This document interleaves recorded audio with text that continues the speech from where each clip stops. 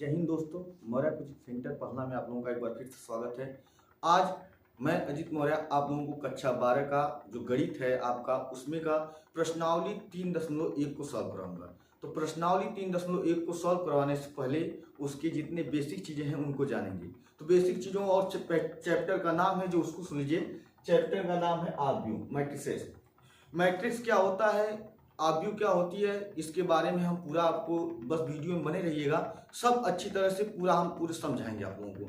तो मैट्रिक्स क्या होता है जानते हैं। जितने जैसे मैट्रिक्स क्या होता है, अगर मैं भाई जैसे लिखना चाहता हूं, देखिए ध्यान से, 1 2 3 लिख सकते हैं, 4 6 8 लिख सकते हैं। अगला लिखिएगा 5 4 5 3, इन सबको मैं लिख दिया। तो इन सबको जब मैं ऐसे एक ब्रैकेट में रखूंगा तब मैं उसे क्या कहूंगा, एक आव्यूह का निर्माण हो गया। किसका निर्माण हो गया? एक आव्यूह का निर्माण हो गया। 1 2 3 4 6 8 4 5 3, ऐसे इन समूहों को मैं एक आयताकार आकृति में, आयताकार चित्र में क्या करता हूं, रख देता हूं। उसे क्या कहते हैं हम लोग, आव्यूह कहते हैं, यानी मैट्रिक्स कहते हैं। अब जैसे इसमें मैट्रिक्स में अब हम पढ़ेंगे मैट्रिक्स के प्रकार। तो मैट्रिक्स कितने प्रकार के होते हैं भाई? निम्नलिखित प्रकार के होते हैं। हम यहां पर लिख दिए हैं उनके प्रकार को। आव्यूह कितने प्रकार के होते हैं? निम्नलिखित प्रकार के होते हैं। मैं आव्यूह के सभी प्रकारों का क्या किया हूं, लिख दिया हूं। तो यहां पर जो पंक्ति आव्यूह होता है, जो पंक्ति आव्यूह होता है, जैसे जो एक पहली लाइन बनेगी हमारी, इसे हम लोग क्या करते हैं, पंक्ति आव्यूह कहते हैं। जो इस प्रकार बनी है इसे हम लोग क्या करते हैं, स्तंभ आव्यूह कहते हैं। तो समझिए, इसे हम क्या करते हैं, पंक्ति आव्यूह कहते हैं। जो क्षैतिज में हो, किसमें हो, क्षैतिज में हो, उसे पंक्ति आव्यूह कहते हैं। जो कॉलम में हो उसे हम क्या कहते हैं, स्तंभ आव्यूह कहते हैं। जैसे खंभे को ले लीजिए, खंभा कैसा है, कॉलम जैसा है, तो कॉलम में जैसा भी हमको मिलेगा वो क्या कहलाएगा, स्तंभ आव्यूह कहलाएगा। और ऐसे में जितने मिलेगा वो क्या कहलाएंगे, पंक्ति आव्यूह कहते हैं। हाँ, अब पंक्ति आव्यूह की एक शर्त होती है। पंक्ति आव्यूह की परिभाषा क्या होती है? ऐसा आव्यूह जिसमें केवल एक ही पंक्ति हो, ऐसा आव्यूह जिसमें केवल एक ही पंक्ति हो। अवयव क्या होता है, देखिए जो 1 2 3 ये हमारे पास क्या है, अवयव। इसमें कितने अवयव है हमारे पास, 3 अवयव हैं। तो जो ये नंबर्स हैं इनको काउंट करेंगे तो हमारे क्या बताते हैं, अवयव को बताते हैं। 1 2 3 अवयव कितने भी हो सकते हैं, लेकिन हाँ पंक्ति एक ही होना चाहिए। तो क्या कहलाएगा, हमारा पंक्ति आव्यूह कहलाएगा। अब स्तंभ में आते हैं, स्तंभ आव्यूह। तो स्तंभ आव्यूह क्या होता है, हमारे पास अवयव जितने भी हो एक कॉलम में होने चाहिए, एक स्तंभ में होने चाहिए। तो वो क्या कहलाएंगे, हमारे पास स्तंभ आव्यूह कहलाएंगे। जैसे में यहां देख लीजिए, ये हमारे पास कौन सा आव्यूह हो गया है, स्तंभ आव्यूह हो गया है। और ये कौन सा आव्यूह हो गया है, पंक्ति आव्यूह हो गया है। ठीक है, तो अगला लिखिएगा स्तंभ आव्यूह और पंक्ति आव्यूह की एक बार परिभाषा बोल देते हैं। ऐसा आव्यूह, पंक्ति आव्यूह का सुनिएगा, ऐसा आव्यूह जिसमें केवल एक ही पंक्ति हो उसे पंक्ति आव्यूह कहते हैं। और स्तंभ आव्यूह क्या होता है, ऐसा आव्यूह जिसमें केवल एक ही स्तंभ हो उसे क्या कहते हैं, स्तंभ आव्यूह कहते हैं। अवयव से फर्क नहीं पड़ेगा, अवयव कितने भी हो सकते हैं। तो जैसे हमें अब दर्शाना है, देखिए इसको, इस अवयव को हम क्या लिख सकते हैं, इस अवयव को हम क्या लिख सकते हैं, पहला पंक्ति पहली स्तंभ यानी A11, पहला पंक्ति दूसरा स्तंभ यानी A12। ध्यान से सुनिए, पहला पंक्ति यानी तीसरा स्तंभ। तो हमारे पास क्या हो गया, A13। पंक्ति तो पहली है, एक ही पंक्ति है ना, लेकिन स्तंभ कितने हो गए, इसमें 3 हो गए। अब हम इस आव्यूह को अगर हम दर्शाएं तो जैसे हम पंक्ति को पहले लिखते हैं, पंक्ति जैसे हम यहां पर देखिए AIJ लिख दिए। क्या लिख दिए, AIJ।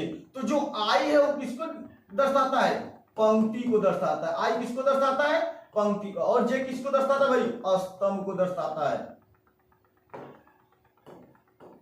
J किसको दर्शाता है, स्तंभ को दर्शाता है। तो हमारे पास जो I है वो पंक्ति को दर्शाता है, जो J है वो किसको दर्शाता है, स्तंभ को दर्शाता है। तो पंक्ति और स्तंभ आव्यूह के बारे में हम समझ गए। अगला टॉपिक हम लोगों का वर्ग आव्यूह। क्या है, वर्ग आव्यूह। तो वर्ग आव्यूह क्या कहते हैं, ऐसा आव्यूह, ऐसा आव्यूह जिसके पंक्ति और स्तंभों की संख्या क्या हो, समान। ऐसा आव्यूह जिसके पंक्ति और स्तंभों की संख्या क्या हो, समान हो, उसे हम लोग क्या कहते हैं भाई, वर्ग आव्यूह कहते हैं। जैसे देखिएगा जैसे वर्ग की परिभाषा ही जानते हैं, जिसकी चारों भुजाएं आपस में बराबर हो उसे हम लोग क्या करते हैं, वर्ग करते हैं। तो इसमें बस आगे में वही चीज है कि हमें जितनी पंक्तियां लेनी है उतने स्तंभ भी लेने हैं, जितनी पंक्तियां लेनी है उतने स्तंभ भी लेने हैं। देखिए 3 4 6 कितने पंक्ति, एक पंक्ति हुई और कितने स्तंभ हुए, 1 2 3। तो हमें 3 स्तंभ और लेने हैं, 3 पंक्ति और लेनी है। 3 - 2 1 कुछ भी ले लीजिए, x y z। तो कितने, अब देखिए कितने को, पहले जो पहली पंक्ति है, एक पंक्ति, दो पंक्ति, तीन पंक्ति, तो पंक्ति को पहले लिखा जाता है। अब ध्यान से देखिएगा, एक स्तंभ, 2 स्तंभ, 3 स्तंभ, क्रॉस। तो हमें ये पूछ सकता है कि क्वेश्चन में कि बताइए ये कितने क्रॉस कितने का आव्यूह यानी मैट्रिक्स है। तो हम क्या कहेंगे, सर ये 3 क्रॉस 3 का आव्यूह का मैट्रिक्स है, मतलब 3 क्रॉस 3 का पंक्ति है, कोटि का पंक्ति है। इसे हम क्या करते हैं, कोटि कहते हैं। हम एक एग्जांपल और लेते हैं, 2 3 5 6। तो हमें बताना पड़ेगा कि कै क्रॉस कै का कोटि है, कै क्रॉस कै का आव्यूह है। तो हम क्या कहेंगे सर, 2 क्रॉस 2 का। देखिए एक पंक्ति, एक 2 पंक्ति, तो कितने हो गए, 2। एक स्तंभ, 2 स्तंभ, कितना हो गया, 2 स्तंभ। तो पूरा काउंट करके हमें लिखना पड़ता है। अब जो पहला दिखाता है उसे यम दिखाते हैं, यम मतलब पंक्ति को दर्शाता है। जो दूसरा दर्शाता है उसे हम क्या करते हैं, एन कहते हैं। एन मतलब किसको दर्शाएगा, स्तंभ को दर्शाएगा। तो वर्ग आव्यूह का रूल होता है, क्या रूल होता है कि जितने पंक्ति होते हैं उतने स्तंभ भी होते हैं, यानी m बराबर n। कहीं पर आपको m बराबर n मिल गया, जितने पंक्ति मिल गए उतने स्तंभ भी मिल गए, तो कौन सा आव्यूह हो जाता है, वर्ग आव्यूह होता है। अब हम इसमें पूछें कि ये कै क्रॉस कोटि का आव्यूह है, ये कितने कोटि का आव्यूह है, तो आप क्या कहेंगे, 3 क्रॉस 3 कोटि का आव्यूह है। ठीक है, अब इसमें आप कहेंगे इसमें कितने अवयव उपस्थित है, आप क्या कहेंगे, 1 2 3 4 5 6 7 8 9। कितने अवयव उपस्थित है भाई, 9 अवयव उपस्थित है। तो पंक्ति आव्यूह क्या होता है, ऐसा आव्यूह जिसमें केवल एक पंक्ति हो उसे पंक्ति आव्यूह कहते हैं। और स्तंभ आव्यूह क्या होता है, ऐसा आव्यूह जिसमें केवल एक ही स्तंभ हो उसे स्तंभ आव्यूह कहते हैं। और हमारे पास क्या है, वर्ग आव्यूह। तो वर्ग आव्यूह क्या होता है, ऐसा आव्यूह जिसमें पंक्ति और स्तंभों की संख्या क्या हो, समान हो यानी बराबर हो, तो उसे हम क्या कहते हैं, वर्ग आव्यूह कहते हैं। अगला है हम लोगों के पास विकर आव्यूह। अगला क्या है भाई, विकर आव्यूह। तो विकर आव्यूह क्या होता है हम लोग के पास, थोड़ा ध्यान दीजिएगा। विकर आव्यूह क्या होता है, ऐसा आव्यूह जिसमें मुख्य विकर को छोड़कर, ऐसा आव्यूह जैसे हम लेते हैं एग्जांपल के तौर पे, ऐसा आव्यूह जिसमें मुख्य विकर को छोड़कर, ऐसा आव्यूह जिसमें मुख्य विकर को छोड़कर सभी अवयव क्या होते हैं, 0 होते हैं। ऐसा आव्यूह जिसके मुख्य विकर को छोड़कर सभी अवयव क्या होते हैं, 0 होते हैं, उसे हम लोग क्या करते हैं, विकर आव्यूह कहते हैं। ऐसा आव्यूह जिसके मुख्य विकर के अवयवों को छोड़कर सभी अवयव क्या होते हैं, 0 होते हैं, तो उसे हम क्या कहते हैं भाई, विकर आव्यूह कहते हैं। देखिए जैसे हम आव्यूह जो मुख्य विकर है इसका क्या ले लिए, 3 3 5, सेम भी हो सकता है अलग भी हो सकता है, लेकिन विकर को छोड़कर, जो मुख्य विकर है उसको छोड़कर बाकी सभी अवयवों को क्या रखना है, हमें 0 रखना। चाहे वो 3 क्रॉस 3 का हो, चाहे वो 2 क्रॉस 2 का हो, चाहे वो 3 क्रॉस 4 का हो, चाहे किसी क्रॉस का भी आव्यूह हो, लेकिन उसमें मुख्य विकर हमें क्या रखना है, कोई अवयव रखना है, कोई संख्या रखनी है, और बाकी सब अवयवों को क्या रखना है, 0 रखना है। तो हमारे पास क्या कहलाएंगे, विकर आव्यूह कहलाते हैं। अगला टॉपिक देखिएगा, अदिश आव्यूह। तो अदिश आव्यूह क्या होता है, ऐसा आव्यूह जिसमें विकर आव्यूह होना चाहिए। क्या होना चाहिए, विकर आव्यूह। विकर आव्यूह मतलब हम 3 क्रॉस 3 का ही ले रहे हैं। किसका ले रहे हैं भाई, 3 क्रॉस 3 का ही ले रहे हैं। विकर आव्यूह क्या होता है, जिसके मुख्य विकर 0 नहीं होने चाहिए। तो मुख्य विकर को छोड़कर बाकी सब क्या होने चाहिए, 0, तो क्या कहलाते हैं, विकर आव्यूह। लेकिन अदिश आव्यूह क्या कहलाता है, अदिश आव्यूह यह कहता है कि अवयव सेम होने चाहिए।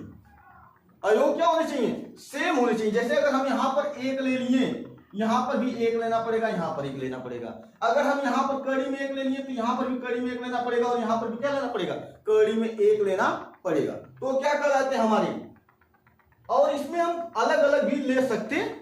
जैसे कड़ी में 3 को ले लें, कड़ी में 3 3 3 कड़ी में 3, तो ये सब हमारे क्या कहलाते हैं, अदिश आव्यूह कहलाते हैं। आते तत्समक आव्यूह पे। तत्समक अवयव क्या करता है? तत्समक अवयव यह करता है कि हमारे मुख्य विकर्ण को छोड़कर जो भी अवयव हम लेंगे बस एक होना चाहिए। मुख्य विकर्ण उसका क्या होना चाहिए? बस एक होना चाहिए, बाकी सभी अवयव क्या हो, जैसे देखिए एक को छोड़कर बाकी सब क्या होने चाहिए हमारे पास? जीरो होने चाहिए। तो ये हमारे पास क्या मिल गए? तत्समक अवयव मिल गए। क्या मिल गए भाई? तत्समक अवयव मिल गए। आगे अगला देखते हैं। अगला टॉपिक क्या होगा? इसमें हमारे पास शून्य अवयव। तो शून्य अवयव क्या होता है? ऐसा अवयव जिसके सभी अवयव क्या हो? जीरो हो। ऐसा अवयव जिसके सभी अवयव क्या हो? जीरो हो, यानी शून्य हो, उन्हें क्या करते हैं हम लोग? शून्य अवयव कहते हैं। ऐसा अवयव जिसके सभी अवयव क्या हो? जीरो हो, उन्हें शून्य अवयव कहते हैं। ऐसा अवयव जिसके सभी अवयव क्या हो? जीरो हो, उन्हें शून्य अवयव कहते हैं। तो हम इनके बारे में हम आपको बता दिए। चलिए अब हम इनके प्रश्नावली को, जो 3.1 प्रश्नावली है, उसको सॉल्व करते हैं। चलिए हम अपने अगले प्रश्न पे चलते हैं। तो अगला प्रश्न क्या कहता है? उसमें और बेटर से क्लियर हो जाएगा कि अवयव ए बराबर, हमें अवयव दे दिया है के लिए ज्ञात करना है। हमें अवयव दे दिया है के लिए क्या ज्ञात करना है? अवयव की कोटि ज्ञात करनी है, दूसरा अवयवों की संख्या ज्ञात करनी है, और तीसरा अवयव ज्ञात करना है। तो तीसरा एक थोड़ा सा क्वेश्चन लिखना भूल गए हैं, तो हम 2 क्वेश्चन बता देते हैं। अगला आपको एसडब्ल्यू मिल जाएगा, किताब से देखकर उसको कर लीजिएगा। चलिए हम 2 क्वेश्चन बताते हैं। इसमें अवयव की कोटि क्या होती है?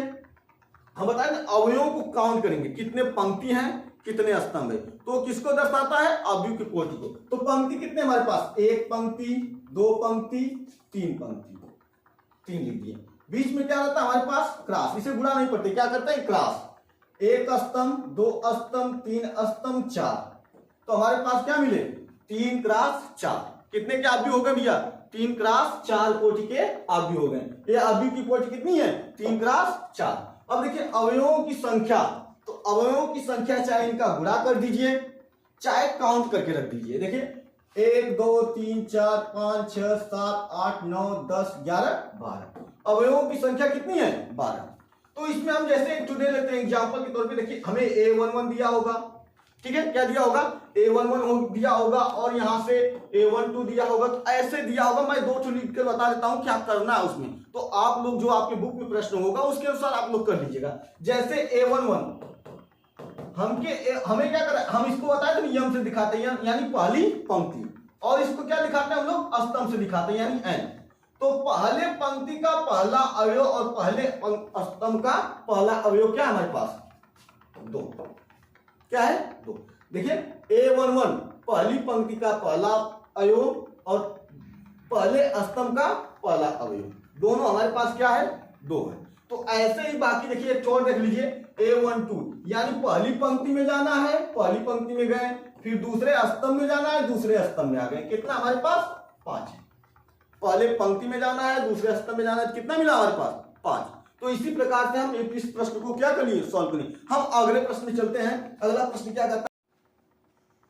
यदि किसी अवयव में 24 अवयव है तो उसकी संभव कोटियां क्या हैं? हमें प्रश्न क्या दिया है कि यदि किसी अवयव में 24 अवयव है तो उसकी संभव कोटियां बताना है। तो हम उसे किस प्रकार से लिख सकते हैं? जैसे हम क्या लिख सकते हैं भाई? देखिए यदि अवयव में 24 अवयव हों, यदि अवयव में 24 अवयव हो तो संभव कोटियां,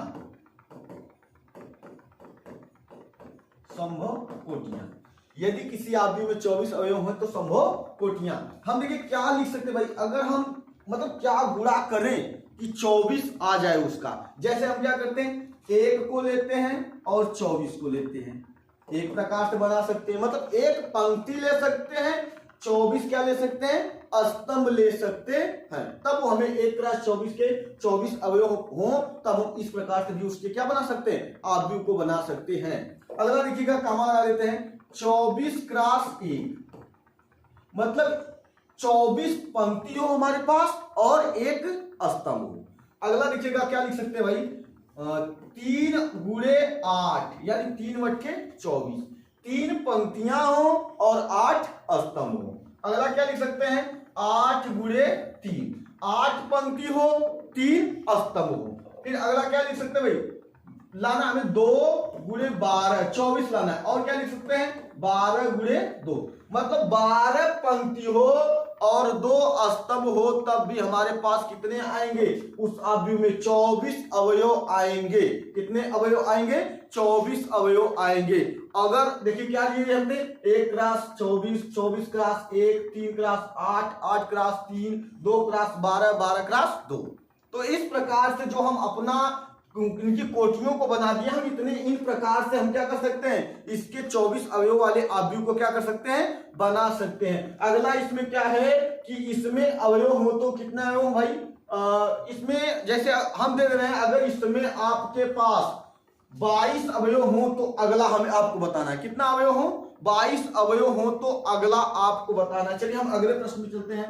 अगला प्रश्न कहता है यदि किसी आव्यूह में 18 अवयव हो, तो सेम क्वेश्चन है, यदि किसी आव्यूह में 18 अवयव हो तो हम उनके कितने प्रकार से उनके क्या बना सकते हैं संभव कोटियां क्या हो सकती है, कितने प्रकार से हो सकते हैं। तो हम देखिए क्या लिख सकते हैं 1 गुणे 18 और दूसरा 18 गुणे 1, यानी 1 क्रॉस 18 18 क्रॉस 1। अब इसके बाद हमारे पास आता है देखिए 3 क्रॉस 6 और 6 क्रॉस 3, ये हो गया। और अगला हम लोग पास आता है देखिएगा 9 क्रॉस 2 और 2 क्रॉस 9, 9 दूना 18 और 9 दूना 18। तो यानी हमें 18 अवयव को रखना है, जिसमें हम पंक्तियों को कितने रखेंगे और स्तंभों को कितने रखेंगे कि हमें 18 अवयव के क्या मिल सकते हैं आव्यूह मिल सकते हैं। तो हम क्या करेंगे एक पंक्ति को रखेंगे 18 स्तंभ को रखेंगे, तब भी हमें एक 18 अवयव वाला आव्यूह मिलेगा। यदि हम 18 अवयव 18 पंक्ति को रखेंगे और एक स्तंभ को रखेंगे, तब भी हमें 18 अवयव वाला क्या मिलेगा एक मैट्रिक्स मिलेगा।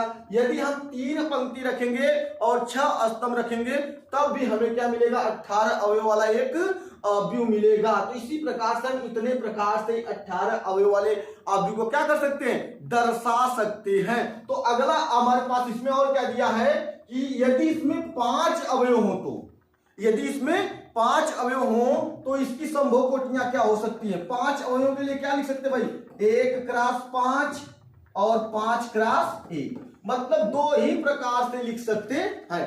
चाहे एक स्तंभ हो एक पंक्ति हो 5 स्तंभ हो, तब वो हमारे पास 5 अवयव वाला भी बनेगा। चाहे 5 पंक्ति हो एक स्तंभ हो, तब भी हमारे पास वो 5 अवयव वाला क्या बनेगा आव्यूह बनेगा। चलिए अगला प्रश्न देखते हैं। अगला प्रश्न क्या है, एक 2 क्रॉस 2 आव्यूह की रचना करनी है। तो जो 2 क्रॉस 2 आव्यूह की रचना करनी है इनके सहायता से करनी है, तो हम इसमें से 2 आपको बताएंगे, एक आपको करना रहेगा। चलिए हम देखते हैं पहला जो हम लोग पास मान लेते हैं आव्यूह 2 क्रॉस 2 को, माना a बराबर a11 और a12 a21 a22, ये कितने क्रॉस कितने का है 2 क्रॉस 2 का आव्यूह है। देखिए पहला पंक्ति पहला स्तंभ का अवयव, पहला पंक्ति और दूसरा स्तंभ का अवयव, दूसरा पंक्ति और पहले स्तंभ का अवयव, दूसरे पंक्ति और दूसरे स्तंभ का अवयव। तो हम इनको इस प्रकार से मान लिए। अब हमें 2 क्रॉस 2 का ही बनाना, तो हमें पहले क्या ज्ञात करना भाई a11 यानी aij। तो हम अभी आप लोगों को बताए थे कि जो है एक हमारे पंक्ति को दर्शाता है और दूसरा किसको दर्शाता है स्तंभ। यानी आई के जगह एक, यानी पंक्ति का मान आई का मान कितना रख सकते हैं 1 रख सकते हैं, और जे का मान भी कितना रख सकते हैं 1 रख सकते हैं। बस इसी में रखना है। देखिए तो हम यहाँ पर क्या रखना है ए का मान 1 रखना है, आई का मान भी क्या रखना है 1 रखना है, और प्लस जे का मान भी क्या रखना है 1 बटे कितना हमारे पास 2, इसका क्या है होल स्क्वायर कर दीजिए। 1 कितना हो गया हमारे पास 2, और नीचे क्या है 2, इसका स्क्वायर करा स्क्वायर कर दीजिए, 2 का स्क्वायर 4 बटे 2 काट दीजिए, हमारे पास कितना मिला 2। इसी प्रकार हम अगला निकालते हैं a12, तो इसमें हमें क्या मिला aij बराबर आई की जगह क्या रखना है 1 रखना है, और जे की जगह क्या रखना है 2 रखना है, प्लस 2 का होल स्क्वायर बटे 2। देखिए 2 1 3, 3 का स्क्वायर कितना हो गया हमारे पास 9 हो गया, 9 बटे 2। फिर अगला देखिएगा इसमें और क्या निकालना है भाई a21 aij बराबर। अभी हम बताए ना कि आई पहले को दिखाता है यानी पंक्ति को दिखाता है, पंक्ति में कितना लेना है 2 लेना है प्लस, और दूसरा क्या लेना है हमें 1 लेना है। इसका क्या हो गया स्क्वायर बटे 2, 2 1 3, 3 का स्क्वायर 9, 9 बटे 2। अगला देखते हैं, इसी में हमें क्या दिखाना है, a22 दिखाना है। a22 यानी पंक्ति भी हमें कितना लेना है, 2 लेना है, और स्तंभ का अवयव भी कितना लेना है, 2 लेना है। यानी 2 + 2 का स्क्वायर बटे 2, तो हमारे पास कितना हो गया, 4 का स्क्वायर बटे 2 कर दीजिए। 4 का स्क्वायर कितना होता है, 16 बटे 2 काट दीजिए, कितना हो गया 8। यानी हम जो आव्यूह माने थे उसी में रख दीजिए। a11 का वैल्यू कितना निकाले थे, 2। a12 का वैल्यू कितना निकाले थे, 9 बटे 2, और इसका भी कितना था, सेम ही था। और a22 का कितना निकाले हैं, 8। यानी हमारे पास यह 2 × 2 का आव्यूह क्या है, तैयार है भाई। हम 2 × 2 का आव्यूह इस प्रकार से बना सकते हैं इनकी सहायता से।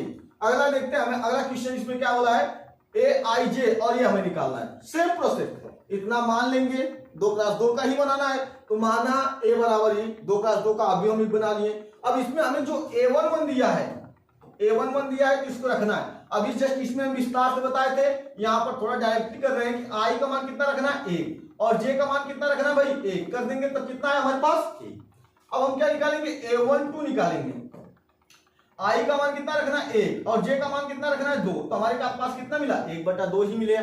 चलिए a21 निकालते हैं। i का मान यहाँ पर कितना रखना है, 2, और j का मान कितना रखना है, 1, तो हमें कितना मिला भाई, 2 मिला। a22 रखते हैं। i का मान हमें कितना रखना है, 2 रखना है, और j का मान कितना रखना है, हमें यहाँ पे 2 रखना है, काट दीजिए, कितना मिला, 1। तो इस प्रकार से जो इसमें हमारा मैट्रिक्स तैयार हुआ है, मैट्रिक्स बना है। देखिए a11 होता है ना, 1 हो गया, 1/2 हो गया, फिर क्या हो गया, 2 हो गया, और यहाँ पर क्या हो गया, 1 हो गया। तो ये 2 क्वेश्चन को हम सॉल्व कर लिए, 2 प्रश्न को, जो दूसरे का था। अब तीसरा आप लोगों को करना है। तीसरा करके आप लोग जरूर कमेंट बॉक्स में इसका आंसर देने का प्रयास करिएगा। बहुत आप भी डायरेक्ट बना कर दे दीजिएगा, क्योंकि बहुत लेंथी हो जाएगा कमेंट बॉक्स में। चलिए अगला क्वेश्चन देते हैं। अगला क्वेश्चन करा, एक आव्यूह 3 × 4 की रचना कीजिए जिसके अवयव निम्नलिखित हैं। तो इसमें भी हम एक बताने का प्रयास करते हैं। एक में जैसे हम पहला ले लेते हैं, aij बराबर हमें दिया 1/2, माड में -3i + j, माड में क्या दिया है, -3i + j। तो हम इसको मानते हैं a बराबर, अब क्या माने, a बराबर हमें कितने कितने बनाना है, 3 × 4 का बनाना है, 3 × 4 का बनाना है। अब 3 × 4 में जो हमारे पास है a11 होगा, यानी पंक्ति 3 होनी चाहिए, और स्तंभों की संख्या कितनी होनी चाहिए, 4 होनी चाहिए। चलिए हम बनाते हैं a11, a12, a13, a14।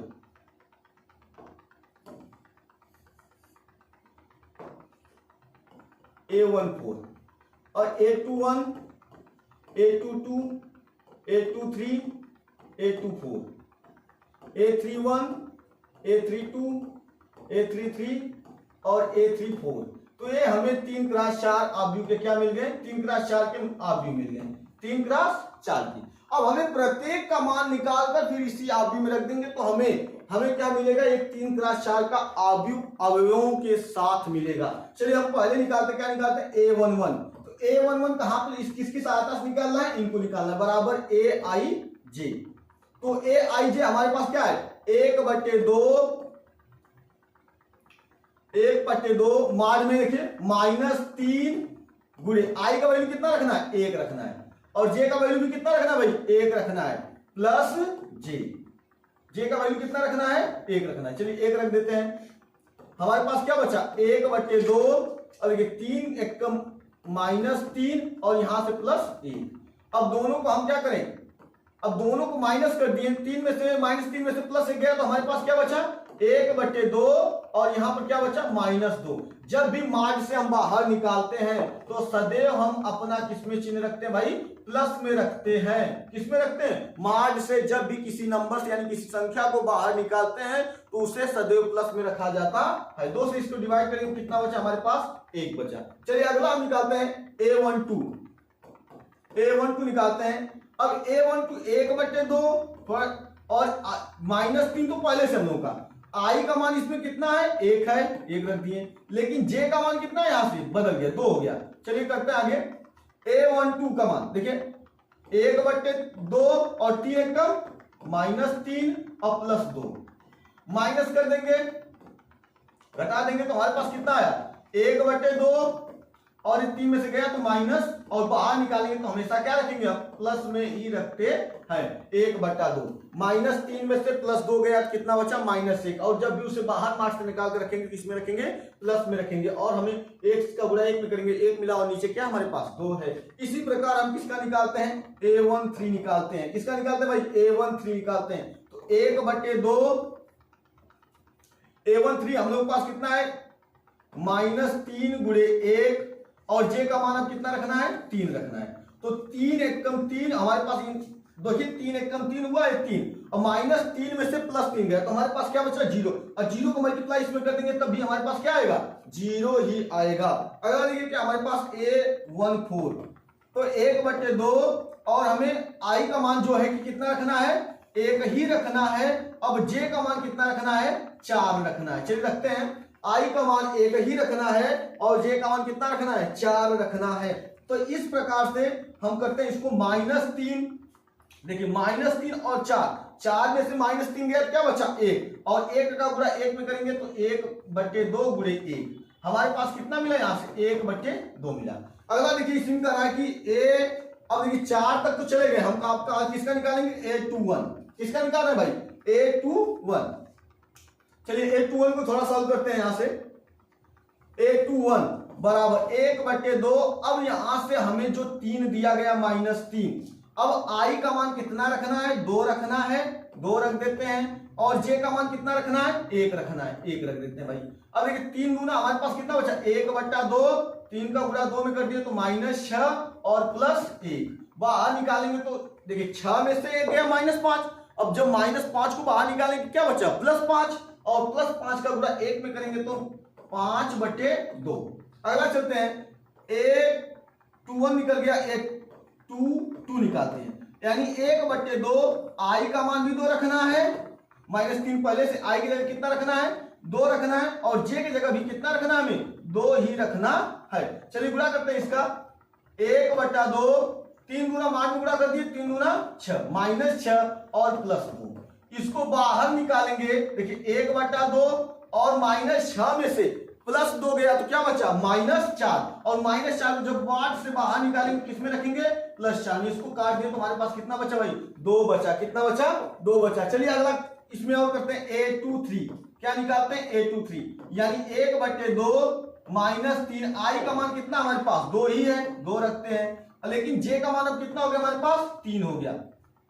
अब 3 गुना 6, यानी 1/2, और यहां से हमें मिला -6 और +3, तो हमारे पास कितना हो गया भाई, देखिए -6 में से +3 गया, -3 बचा, और -3 को जब भी मार्क्स से बाहर निकालेंगे तो किसमें रखेंगे, 1/2 गुणे +3 में रखेंगे, और हमारे पास कितना हो गया, 3/2, 3 कितना 3, और नीचे 2 है, 9 रख दिए। अगला निकालते हैं a24, क्या निकाल दिए, a24, 1/2 मान में -3 गुणे, i का मान कितना रखना है, 2 रखना है, प्लस j का मान कितना हो गया, अब की बार 4 हो गया, बराबर 1/2, देखिए 3 गुना 6, -6 और +4, तो इसको बाहर हम जब निकालेंगे, देखिए 1/2 हमारे पास हो गया, जब इसको बाहर निकालेंगे 1/2 -6 +4, तो -6 में से +4 गया तो कितना बचा, -2, और -2 को जब मार्क्स से बाहर निकालेंगे किसमें रखेंगे, +2 में, तो 2 से 2 कैंसिल हो गया, क्या बचा हमारे पास, 1 बचा। तो अभी हम 2 पंक्तियों को क्या किए, सॉल्व करिए। अभी हम लोगों के पास कितने बचे, 3 पंक्तियां बची, कितनी बची भाई, चलिए हम एक पंक्ति और बची, a31 यहां पर निकाल रहे हैं, a31 बराबर 1/2 मान में -3 गुणे, i का मान कितना रखना है, 3 रखना है, और j का मान कितना रखना है, 1 रखना है, रख देते हैं, बराबर 1/2, 3 त्रिका 9, -9 +1, 1/2, और -9 में से +1 गया तो हमारे पास क्या बचा, -8, और -8 को जब मार्क्स से बाहर निकालेंगे तो क्या रखेंगे, +8, और इसको डिवाइड करते हैं, कितना बचा, 4। अब हम क्या निकालेंगे, a32 निकाल रहे भाई, 1/2 -3, अब देखिए i का मान कितना रखना है, हमें यहां से 3 रखना है, और j का मान कितना रखना है, 2 रखना है, तो यहां से हमारे पास क्या मिला, 1/2, 3 त्रिका 9, और यहां से क्या मिल गया, +6, तो -6 और प्लस बाहर निकालेंगे 1/2, तो यहां से गुणे 6, 9 में से 6 गया -3, अब मार्क के बाहर रखेंगे किसमें होगा, प्लस में, यानी 3/2। कितना मिला हमें, 3/2। तो इसी प्रकार से हम निकालते हैं अगला 3 यानी 1/2 मार्ड में -3, आई का मान भी 3 रखना है और जे का मान भी कितना रखना भाई, 3 रखना है। 1/2 -3 का गुणा करिए, 3 3 का 9 और यहाँ पर क्या है हमारे पास +3। चलिए बाहर निकालते हैं 1/2 और -3 में से +3 गया तो कितना बचा, -6 और बाहर मार्क्स से निकालेंगे तो क्या रखेंगे हम, +6। इसको डिवाइड करते थे, कितना लोग बचा हम लोग पास, 3 बचा।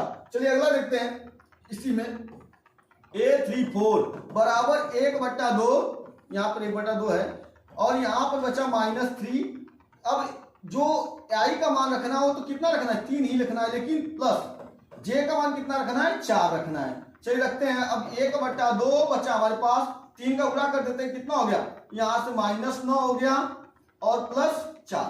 अब घट कर देते, मार्क्स से बाहर निकालेंगे तो हमारे पास क्या बचा, 1/2, 9 में से 4 गया, गुणे 5, हमेशा प्लस में ही रखना है। तो यहां से हमें क्या मिला, 5/2। इस प्रकार से हम इसके सभी अवयवों को क्या किए हैं, निकाल लिए हैं। अब हम एक अपने जो मैट्रिक्स बनाए थे उसी में रख देते हैं आव्यूह A बराबर, जो मैट्रिक्स हम लोग पास था।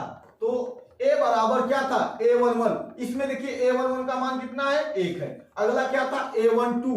तो A12 का मान कितना निकाले हम लोग, 1/2 निकाले हैं। फिर देखिए इसका मान कितना, A13 का मान 0 था, 0 रख दिए। और A14 का मान फिर कितना मिला था हमें, 1/2। इस प्रकार से हम रख रहे हैं अवयवों को। फिर अगला क्या था हमारे पास, A21। तो देखिए A21 कहां पर है हमारे पास, और कितना हमारे पास, 5/2 रख दिए। A22 कितना हमारे पास, 2 है, 2 रख देते हैं। और A23 कितना हमारे पास, 3/2 है, 3/2 रख देते हैं। फिर देखिए A24 कितना हमारे पास, 1 निकला, 1 रख देते हैं। और लास्ट वाला जो पंक्ति है देखिए A31। तो A31 हम लोग पास कितना है, यहाँ से 4 है, 4 रख देते हैं। और A32 कितना है, 3/2, उसको रख दीजिए। अब हमें क्या मिला, A33 कितना मिला था, 3 रख दीजिए। और हमारे पास क्या मिला, A34 कितना मिला, 5/2। तो इस प्रकार से हम देखिए 1 पंक्ति, 2 पंक्ति, 3 पंक्ति, यानी 3 क्रॉस 1 स्तंभ, 2 स्तंभ, 3 स्तंभ, 3 क्रॉस 4 यानी 4 स्तंभ, 3 क्रॉस 4 का क्या बना दिए, 3 क्रॉस 4 कोटि का एक आव्यूह बना दिए हैं, जो प्रश्न में हमें दिया था, जिसके अवयव निम्नलिखित है। तो हम एक क्वेश्चन को हम कर दिए। अगला क्वेश्चन आप लोग अपने जो भी सब्जेक्ट है या रफ पर है, अगला क्वेश्चन जरूर कर लीजिएगा। चलिए हम अगले प्रश्न पे चलते हैं। अगला प्रश्न क्या करता है, निम्नलिखित समीकरणों से x, y तथा z के मान ज्ञात कीजिए। निम्नलिखित समीकरणों से x, y तथा z का मान, तो बीच में क्या इनमें संबंध दिया गया है भाई, बीच में बराबर का संबंध दिया गया है। तो यानी जो पहली आव्यूह है, और बराबर तभी हो सकते हैं जब उसके सभी आव्यूह क्या हो, वर्ग आव्यूह। देखिए इसमें भी वर्ग आव्यूह है, इसमें भी वर्ग आव्यूह है। जितने क्रॉस कोटि का वो रहेगा, उतने क्रॉस कोटि का वो भी रहेगा। तो देखिए क्या होता है हमारे पास, एक जब बराबर है तो इसका पहला अवयव इसके पहले अवयव का क्या होगा, बराबर होगा। तो क्या मिला, y बराबर 4। इसका दूसरे पंक्ति का पहला अवयव इसके दूसरे पंक्ति के पहले अवयव के क्या होगा, बराबर होगा। इसका जो है कि भाई देखिए पहले पंक्ति का दूसरा अवयव इसके पहले पंक्ति के दूसरे अवयव के बराबर होगा, यानी z बराबर कितना मिला, 3। और a बचा यह इसके बराबर हो गया, x, y, z। तो x बराबर, x का मान निकल गया, y का मान निकल गया और z का मान निकल गया। तो इन्हीं को हमें क्या करना था, निकालना था। कितना आसानी से निकल गया।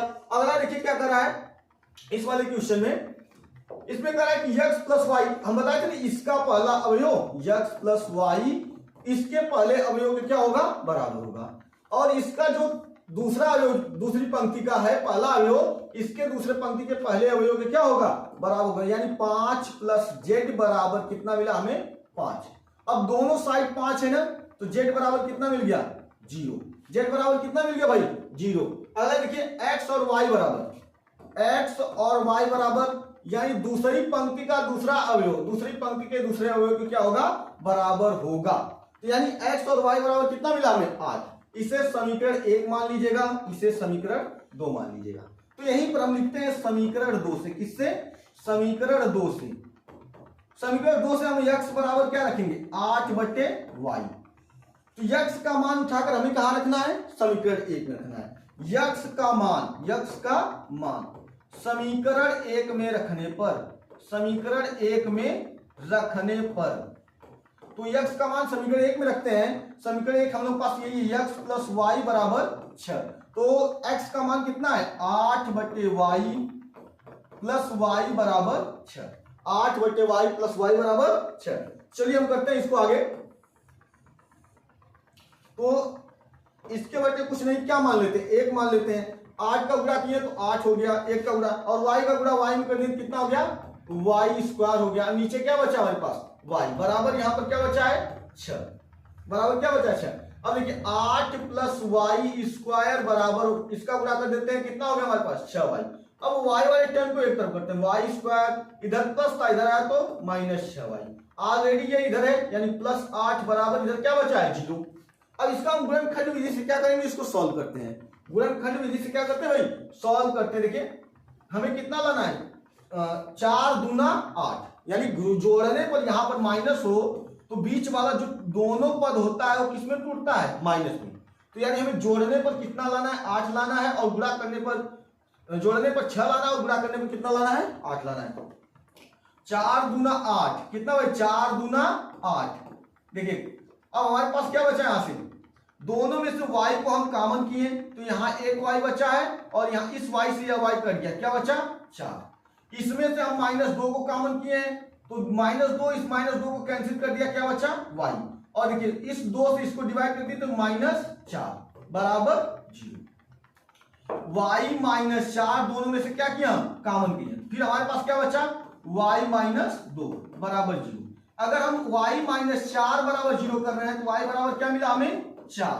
अगर हम y -2 0 कर रहे हैं तो y बराबर क्या मिला हमें 2 मिला। यानी y के कितने मान मिल गए भाई हमें, y के 2 मान मिल गए। तो जब y के 2 मान मिल गए तो जब कहेंगे y बराबर 4 रखने पर, y बराबर कितना रखने पर 4 रखने पर, किसमें समीकरण 1 में y बराबर 4 रखने पर। चलिए y बराबर 4 रख रहे हैं किसमें भाई समीकरण 2 में, समीकरण 2 में। तो समीकरण 2 हम लोग के पास क्या है, देखिए x बराबर 8 बटे y। तो x बराबर 8 हो गया, y का मान कितना रखें 4, तो हमें कितना मिला 2 मिला। 4 दूना 8, तब कितना मिला हमें 2 मिला। अगला देखते हैं इसी में, अगर हम x बराबर जब 2 रख रहे हैं, x बराबर 2 रखने पर, x बराबर 2 रखने पर, तब हमें क्या मिला x बराबर 8 बटे y। इसी में कितना रखना है y का मान 2 रखना है, y बराबर 2 रखने पर x बराबर 8, y का मान कितना रख रहे हैं 2, कितना मिला 4। तो यानी इस तरीके से हम इस प्रश्न को क्या किए हैं सॉल्व कर लिए हैं। अगला प्रश्न आपको करना है, इसे आप लोग जरूर कर लीजिएगा। चलिए हम अगले प्रश्न में चलते हैं। अगला प्रश्न क्या कर रहा है, अगले प्रश्न में कर रहा है कि a - b बराबर ABCD का मान ज्ञात करना है। वही चीज वही प्रोसेस सेम है। तो हम क्या करेंगे, इसका पहला अवयव इसका पहला अवयव इसके पहले अवयव के क्या होता है बराबर होता है, इसे क्या बना लिए समीकरण 1। इसका दूसरा अवयव पहले पंक्ति का दूसरा अवयव दूसरी पंक्ति पहले पंक्ति के दूसरे अवयव क्या होता है बराबर होता है। 2a + c बराबर 5, समीकरण 2। अब ये कितने बराबर 2a - b बराबर यहां पर क्या है हमारे पास 0। अगला देखते हैं समीकरण 3 बना लीजिएगा, 3c + d बराबर 13, समीकरण 4। अब हमें समीकरण इन समीकरणों से a और b और c d के क्या करने मान ज्ञात करने हैं। तो यदि हम इस समीकरण में 2 का गुणा करके इस समीकरण से क्या करते हैं माइनस कर देते हैं, समीकरण इसमें 2 से गुणा कर देके इस समीकरण से क्या कर देते हैं माइनस कर देते हैं, तो हमें क्या मिल जाएगा आसानी से मान मिल सकता है। चलिए करते हैं समीकरण 1 में, किसमें भाई समीकरण 1 में 2 से गुणा करके समीकरण 2 से घटाने पर, समीकरण 2 से घटाने पर, किससे घटाना है समीकरण 2 से घटाना है। पहले समीकरण 2 लिख लेते हैं, समीकरण 2 लिख लेते हैं भाई। समीकरण 2 नहीं, यहां पे समीकरण किसको कर दिया जाए समीकरण 3 कर दीजिएगा, समीकरण 3 से घटाने पर। तो समीकरण 3 पहले लिखिएगा 2a - b बराबर 0। अब किस समीकरण 1 में क्या करना है पहले 2 से गुणा करना है, 2 से गुणा कर रहे हैं 2a और इसमें गुणा कर दिए 2b। अब यहां पर क्या हो गया हमारे पास -2 1 का 2। अब क्या करना है घटाना है, घटा रहे हैं, घटाते और क्या होता है भाई बदल जाता है। तो 2b, और देखिए 2b बड़ा है नहीं, यहां से एक भी बचा, और यहां पर कितना हमारे पास b बराबर 2। अब b का मान समीकरण 1 में रखने पर, समीकरण 1 में रखने पर, b का मान समीकरण 1 में रखने पर, तो समीकरण 1 क्या है हमारे पास, a माइनस बी बराबर -1। तो b का मान हम कितना निकाले हैं, b का मान 2 निकाले हैं, 2 रख देते हैं, बराबर -1।